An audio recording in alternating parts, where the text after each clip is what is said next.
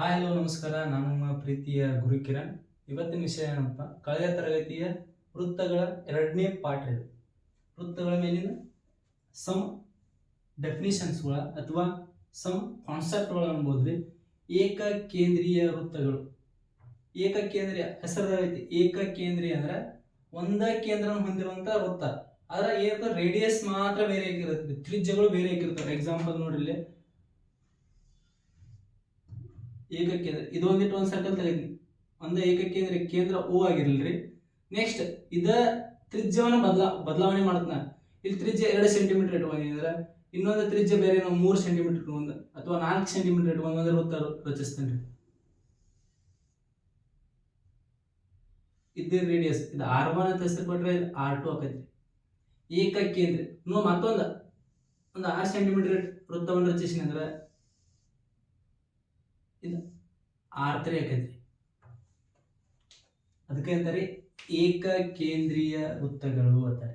ಏಕಕೇಂದ್ರೀಯ ಅಂದ್ರೆ ರೇಡಿಯಸ್ ಮಾತ್ರ ಬದಲಾವಣೆ ಆಗಿರ್ತೈತಿ. ನೆಕ್ಸ್ಟ್ ರೇಡಿಯಸ್ ಮಾತ್ರ ಬದಲಾವಣೆ ಆಗಿರ್ತೈತಿ, ಆದ್ರ ಕೇಂದ್ರ ಒಂದೇ ಇರ್ತೈತಿ. ಇದಕ್ಕೆ ಅಂತಾರೆ ಏಕಕೇಂದ್ರೀಯ ವೃತ್ತಗಳು ಅಂತಾರೆ. ನೆಕ್ಸ್ಟ್ ಅದೇ ರೀತಿ ಸರ್ವಸಮ ವೃತ್ತಗಳು. ಸರ್ವಸಮ ಹೆಸರು ಸರ್ವಸಮ, ಎಲ್ಲಾ ರೀತಿಯಲ್ಲಿ ನೋಡಕ್ಕೆ ಇರ್ಬೇಕು, ಸೇಮ್ ಇರ್ಬೇಕು. ಅಂದ್ರೆ ಅದರ ಅರ್ಥ ಏನ ನೋಡ್ರಿ, ಇಲ್ಲಿ 2 ವೃತ್ತಗಳನ್ನ ರಚಿಸ್ತಾನ. ಇವೆರಡು ಸರ್ವಸಮ ಅನ್ಬೇಕಾದ್ರೆ ಏನ್ ಮಾಡ್ಬೇಕ್ರಿ, ಇದ್ರ ತ್ರಿಜ್ಯನು ಸೇಮ್ ಇರ್ಬೇಕು, ಇದ್ರ ತ್ರಿಜ್ಯನು ಸೇಮ್ ಇರ್ಬೇಕ್ರಿ, ಇದ್ರ ವಿಸ್ತೀರ್ಣನು ಸೇಮ್ ಇರ್ಬೇಕು, ಇದ್ರ ವಿಸ್ತೀರ್ಣನು ಸೇಮ್ ಇರ್ಬೇಕು. ನೆಕ್ಸ್ಟ್ ಇದರ ಸುತ್ತಳತೆನೂ ಸೇಮ್ ಇರಬೇಕು, ಇದ್ರ ಸುತ್ತಳತೆನೂ ಸೇಮ್ ಇರ್ಬೇಕು. ಅಂದಾಗ ಮಾತ್ರ ಏನಾಕವ್ರಿ, ಸರ್ವಸಮ ವೃತ್ತಗಳು ಆಕವ್ರಿ. ನೆಕ್ಸ್ಟ್ ಅದೇ ರೀತಿ ವೃತ್ತದ ಕಂಸ, ಆರ್ಕ್ ಆಫ್ ಅ ಸರ್ಕಲ್. ಇದು ಬಹಳ ಇಂಪಾರ್ಟೆಂಟ್ ರೀ, ಇದನ್ನೆಲ್ಲ ಕೇಳ್ತಿರ್ತಾರೆ. ವೃತ್ತದ ಕಂಸ ಅಂದ್ರ ಪರಿಧಿಯ ಒಂದು ಭಾಗವನ್ನೇ ತಗೊಂಡ್ವಿ ಅಂದ್ರೆ ಅದಕ್ಕೆ ಅಂತಾರ ವೃತ್ತದ ಕಂಸ, ಆರ್ಕ್ ಆಫ್ ಅ ಸರ್ಕಲ್ ಅಂತಾರೆ. ಈಗ ಒಂದು ಪರಿಧಿ ನಾವೊಂದಷ್ಟು ಸ್ವಲ್ಪ ಗುರ್ತ ಮಾಡ್ಕೊಳ್ತೇನೆ. ಈ ವೃತ್ತದಲ್ಲ ಇದು ನೋಡಿ, ಇಲ್ಲಿಯವರಿಂದ ಇಲ್ಲಿಯವರೆಗೆ ಹೆಸರು ಕೊಡ್ತಾನೆ ಎ ಬಿ ಅಂತ ಹೇಳಿ. ಎ ಬಿ ಒಂದು ಕಂಸ ಅಂದ್ರ ಪರಿಧಿಯ ಟೋಟಲ್ ಪರಿಧಿಯ ವೃತ್ತದ ಒಂದು ಪರಿಧಿ ಐತಿ, ಅದರೊಳಗೆ ಇರುವಂತಹ ಒಂದು ಭಾಗವನ್ನು ತಗೊಂಡ್ರ ಅದಕ್ಕೆ ಅಂತಾರ ವೃತ್ತದ ಕಂಸ ಅಥವಾ ಪರಿಧಿಯ ಒಂದು ಭಾಗವನ್ನು ಏನಂತಾರ ಅಂದ್ರ ವೃತ್ತದ ಕಂಸ ಅಂತಾರೆ. ಎ ಬಿ ಒಂದು ಕಂಸವಾಗಿದೆ. ಅದೇ ರೀತಿ ನೆಕ್ಸ್ಟ್ ರೀ ತ್ರಿಜ್ಯಾಂತರ ಖಂಡ, ಸೆಕ್ಟರ್ ಆಫ್ ಅ ಸರ್ಕಲ್. ತ್ರಿಜ್ಯಾಂತರ ಖಂಡ ಅಂದ್ರೆ ಏನ್ರಿ, ಒಂದ ವೃತ್ತದ ಮೇಲಿನಲ್ಲಿರುವಂತಹ ಒಂದು ತ್ರಿಜ್ಯವನ್ನು ತೋದ್ರಿ. ಒಂದು ತ್ರಿಜ್ಯವನ್ನು ತೋತನು, ಮತ್ತೊಂದು ತ್ರಿಜ್ಯವನ್ನು ತೋತನು, ಇವೆರಡು ರೇಡಿಯಸ್. ಇವೆರಡು ತೊಗೊಳ ಸಂಪಾಟ ಆತ್ರಿ. ಇದ ಈ ಗೆರೆ ಇರೋದಂತದಕ್ಕೆ ಒಂದು ಸಂಪಾಟ ಆತ್ರಿ, ಹೌದಾ? ಇದಕ್ಕೆ ಅಂತಾರ ತ್ರಿಜ್ಯಾಂತರ ಖಂಡ. ಅಂದ್ರೆ ತ್ರಿಜ್ಯದ ಅಂದ್ರೆ ವೃತ್ತದಲ್ಲಿರುವ ಒಂದು ಭಾಗ, ಒಂದು ಭಾಗವನ್ನು ತಗೊಂಡಿವಿ ಅಂದ್ರೆ ಅದಕ್ಕೆ ಅಂತಾರ ತ್ರಿಜ್ಯಾಂತರ ಖಂಡ. ಅದ್ರೊಳಗೆ ಇದಕ್ಕೆ ಅಂತಾರೆ ದೊಡ್ಡದಿರುವಂತ ಭಾಗಕ್ಕೆ ಅಂತಾರೆ ಅಧಿಕ ತ್ರಿಜ್ಯಾಂತರ ಖಂಡ ಅಂತಾರೆ.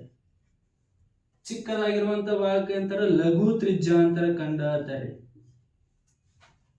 ಅಧಿಕ ತ್ರಿಜ್ಯಾಂತರ ಖಂಡ, ಲಘು ತ್ರಿಜ್ಯಾಂತರ ಖಂಡ. ತ್ರಿಜ್ಯಾಂತರ ಖಂಡ ಅಂದ್ರ ಸೆಕ್ಟರ್ ಆಫ್ ಸರ್ಕಲ್ ಅಂದ್ರೆ ಗೊತ್ತಾತ್ರಿ.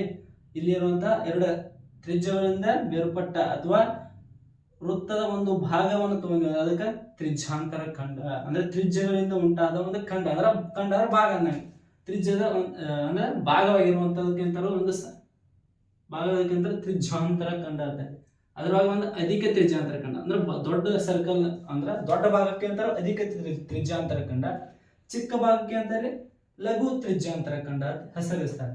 ಅದೇ ರೀತಿ 2 ಫಾರ್ಮುಲಾ ಬರ್ತಾವ, ಬಹಳ ಇಂಪಾರ್ಟೆಂಟ್. ಅವನು ಪರೀಕ್ಷಾ ದೃಷ್ಟಿಯಲ್ಲಿ ಬಹಳ ಕೇಳ್ತಿರ್ತಾರೆ.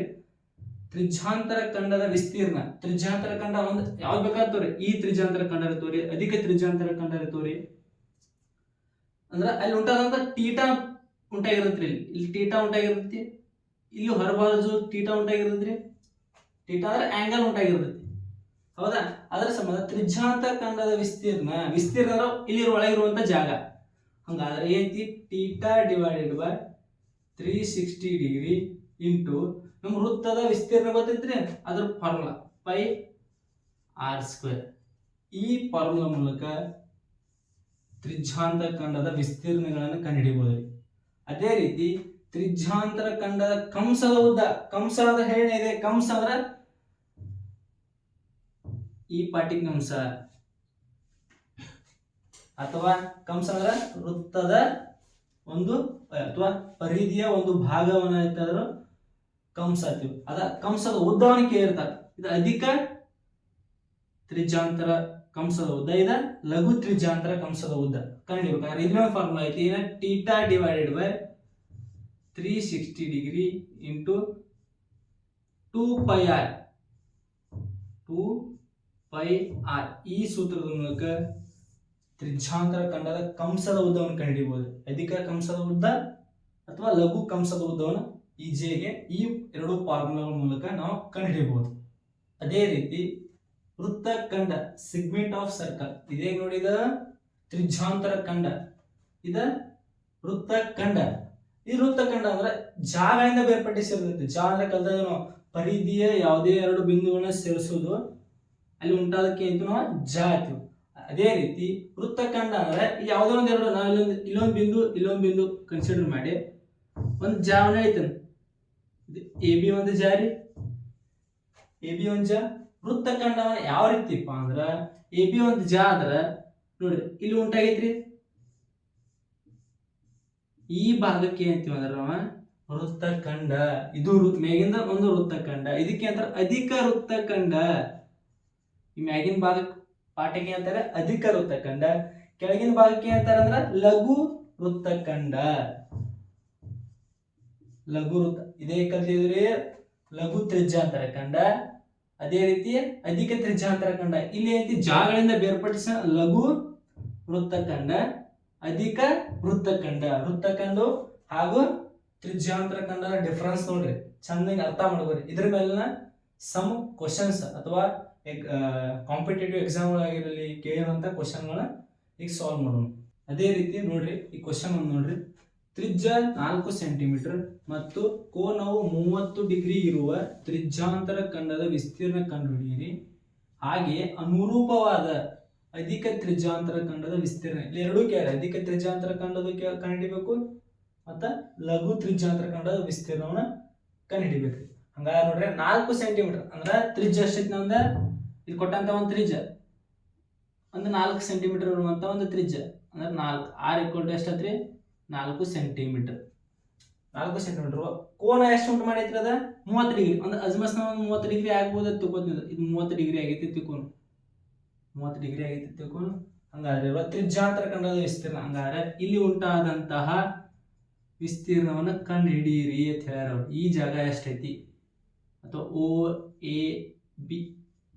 ಎ ಬಿಯ ವಿಸ್ತೀರ್ಣ ಅಥವಾ ತ್ರಿಜ್ಯಾಂತರ ಖಂಡದ ವಿಸ್ತೀರ್ಣ ನಮ್ಗೆ ಗೊತ್ತೈತಿ. ಏನ್ ಗೊತ್ತೈತಿ, ತ್ರಿಜ್ಯಾಂತರ ಖಂಡದ ಫಾರ್ಮುಲಾ ಗೊತ್ತೈತ್ರಿ. ಏನ್ ನಮ್ಗೆ ಫಾರ್ಮುಲಾ, ತ್ರಿಜ್ಯಾಂತರ ಖಂಡದ ಫಾರ್ಮುಲಾ ಏನೈತ್ರಿ, ವಿಸ್ತೀರ್ಣ ಕಂಡುಹಿಡಿಯುವ ಸೂತ್ರ. ತ್ರಿಜ್ಯಾಂತರ ಖಂಡದ ವಿಸ್ತೀರ್ಣ, ತ್ರಿಜ್ಯಾಂತರ ಖಂಡದ ವಿಸ್ತೀರ್ಣ ಫಾರ್ಮುಲಾ ಐತಿ theta divided by 360 into pi r square.